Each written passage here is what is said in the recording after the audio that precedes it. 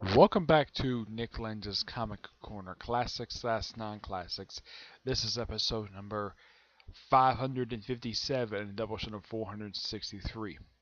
Alright, there is at least one Batman trade and another trade related to Young Animal, but it's the only book I have from Young Animal I pick up. First up, it is Batman and Robin Avengers Volume 2. It's been a while since I've done this particular one, and I checked the DC solicits. Volume 3 for this particular series comes out in June, where it collects the remaining of the series. This one collects issues 11, 18, and the first annual. The final volume is going to collect issues 1925, the second annual.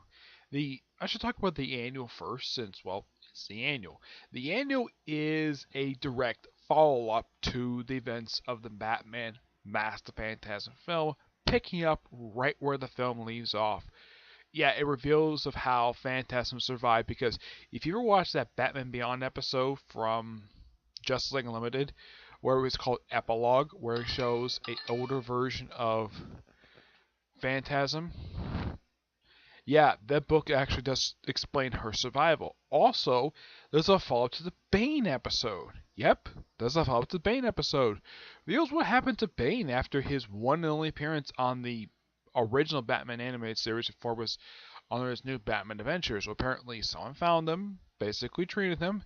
Oh yeah, and you got basically, you also get a chance to see what his face looks like without his mask on. Apparently he's got hair, even though in the regular DC universe he's bald.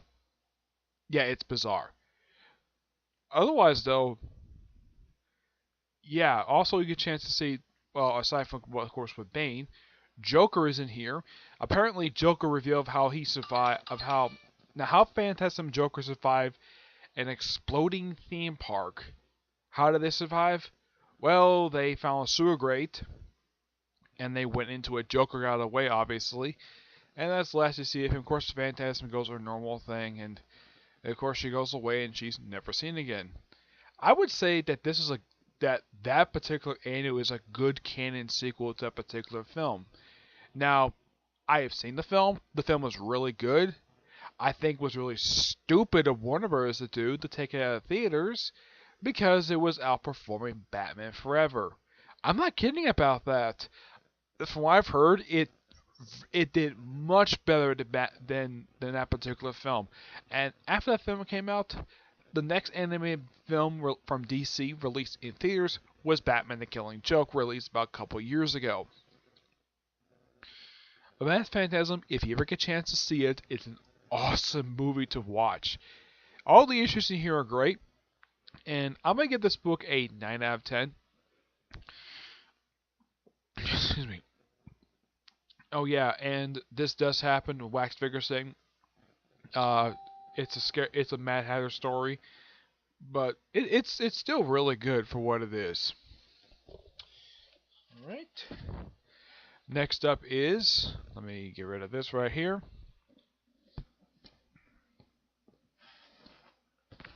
I don't know why I did that. Next up is Mother Panic Volume 2 Under Her Skin, written by the awesome Jodie Holster, with artwork by, let's see if I can find the correct artist here, Sean Crystal and John Paul Leon. Yep, this is the second volume for this particular series, and it's a great wrap up to what the series is. It's still heavily. One thing I do know about the character Mother Panic, it's very heavily implied the character is a lesbian. Yeah, and you also figured out that she has cybernetics in her body. The only character I can think of at DC who's got cybernetics in their body is Batgirl. Of course, that's in her legs. In the case of Mother Panic, aka Violent Page,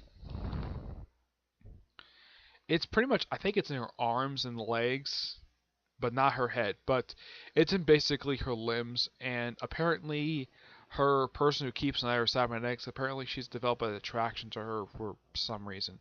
Mother Panic, and of course she also finds a little girl who she takes care of.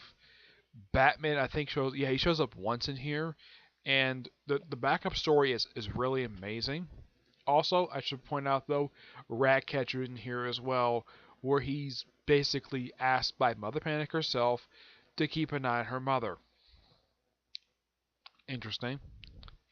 But This by far is just really good. I don't want to spoil too much when it comes to Mother Panic because it is such a great series, and it was sad to see the series get relaunched, and now it's known as Gotham AD after the events of Milk Wars. As a matter of fact, when the main stuff Mother Panic ends, because it's a backup story in the series, it leads directly into Milk Wars, which I read the one shot. It's really good. Jodie Foster writes it with Steve Orlando. Because the book is amazing, and I enjoy Jodie Foster as a writer. I've met her, great person to meet. I highly recommend anybody get a chance to meet her at a con, and also bring trade for bring one of the mother bring her either one of these three things to sign: a trade or a single issue of Mother Panic, an issue of Faith, one of the Justice League of America Rebirth one shots, or the Supergirl issues.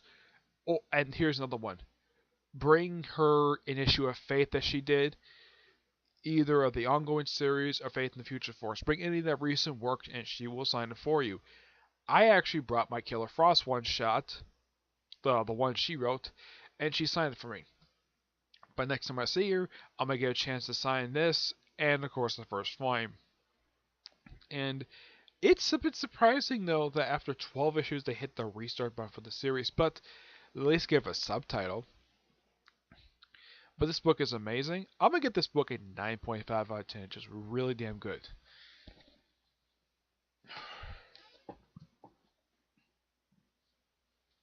Excuse me.